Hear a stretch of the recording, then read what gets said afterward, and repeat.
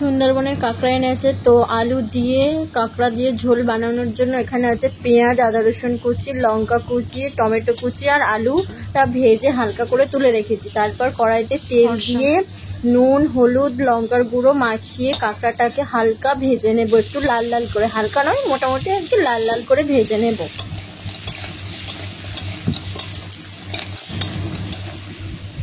দেখো আমি ভালো করে একটা একটা উল্টে পাল্টে মাছের মতো করে ভেজে নিচ্ছি, ভেজে তুলে নিতে হবে ডেস্কের মধ্যে। দেখো কত সুন্দর একদম মুচমুচে ভাজা হয়েছে, ওটা আমি ভাঙিনি, তবে ওটা দেখেই বোঝা যাচ্ছে। তারপরে কড়াইতে তেল দিয়ে পেঁয়াজটা হালকা ভাজা মানে একদম লাল লাল করে ভাজতে হবে। তোমরা সাদা তেলেও রান্নাটা করতে পারো, সর্ষের তেলেও করতে পারো। আমাদের যেহেতু বাড়িতে সাদা তেল খাই, সেই জন্য সাদা তেল দিয়েই করা হচ্ছে। তো তারপরে দেব এই যে আদা রসুন কুচিটা, খুন্তিটা লাগলো আর উল্টে গেলে পুরো আমার গায়ে পড়তো। তো যাই হোক, আদা রসুন কুচি করা ছিল, গ্রেট করা ছিল, সেইগুলো কড়ার মধ্যে দিয়ে দেব। দিয়ে ওই মশলাটাকে ভালো করে কষাতে হবে, আদা রসুনটা একটু লাল লাল করে ভাজতে হবে, ভালো করে লাল লাল করে ভাজতে হবে, একটু বসে বসে যাবে, তবে তেল ছাড়তে শুরু করবে। তারপরে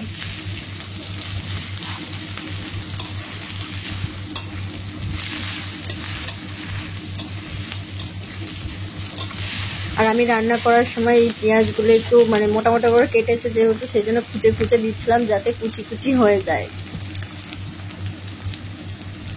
এরপর আমি কড়াইতে দেব লঙ্কার গুঁড়ো, হলুদ গুঁড়ো, পরিমাণ মতো লবণ আর কাঁচা লঙ্কা কুচি আর টমেটো কুচিটা দিয়ে হালকা পরিমাণে জল দিতে হবে যাতে মশলাটা পুড়ে না যায়। দিয়ে ভালো করে নাড়াচাড়া করতে হবে যতক্ষণ তেল না ছাড়ে।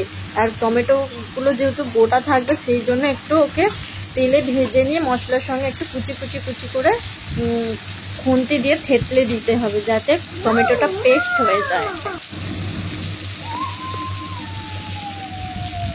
দেখো কি সুন্দর কালার এসছে, একদম পুরো গা দিয়ে মশলা, গা দিয়ে একদম তেল ছেড়ে ছেড়ে যাচ্ছে। দেখো দারুণ লাগছে কিন্তু এটা দেখতে, এটা এক্ষুনি মনে হচ্ছে যে আমি এক্ষুনি খেয়ে নেব, সত্যি বলছি এক্ষুনি খেয়ে নেব।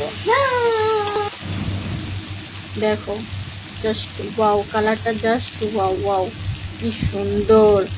তারপরে ভেজে রাখা কাঁকড়াগুলো দিয়ে দেব, দিয়ে ভালো করে কষিয়ে নেব একদম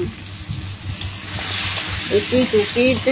আর ভেজে রাখা আলুগুলো একটু ভাজার পরে আলুগুলোও দিয়ে দেব যাতে মশলাটা ওর মধ্যে ঢুকে যায়, যেহেতু অনেকক্ষণ আগে ভেজে রেখেছিলাম আলুটা, তো একটু কাঁচা কাঁচা।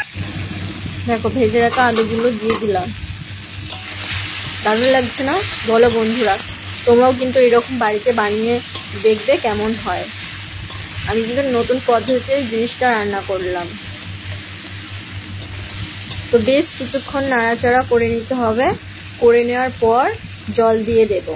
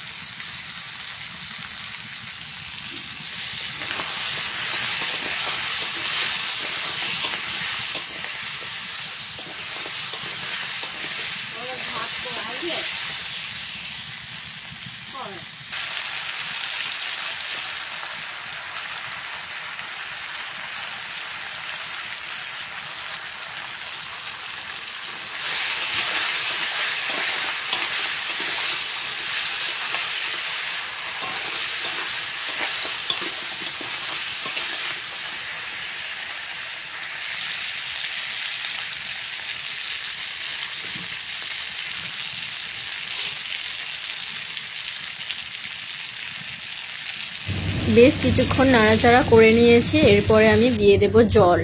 দেখো জলটা দিয়ে দিয়েছি, একটু ঝোল ঝোল হবে, সেই জন্য একটু তোমরা তোমাদের পছন্দ মতো জল দেবে। আমি একটু বেশি জল দিয়েছি যাতে ঝোলটা ফুটে এটা উঠবে আর একটু কমে যাবে। দেখো কমে গেছে, ঝোলটা অনেকটা কমে গেছে।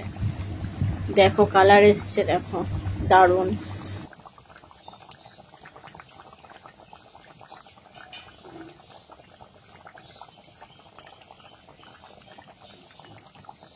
তো আমাদের এই কাঁকড়ার ঝাল আলু দিয়ে ঝোলটা হয়ে গেছে, এবার আমি নামিয়ে নেব। দেখো দেখো দেখো কালারটা দেখো, ওয়াও ওয়াও, খেতেও না জানি কত সুন্দর হবে, হেভি হয়েছে। ঠিক আছে, তো বন্ধুরা আজকের মতো এই পর্যন্ত রেসিপিটা, পরের কোনো রেসিপি নিয়ে আবার আসছি, টাটা বাই।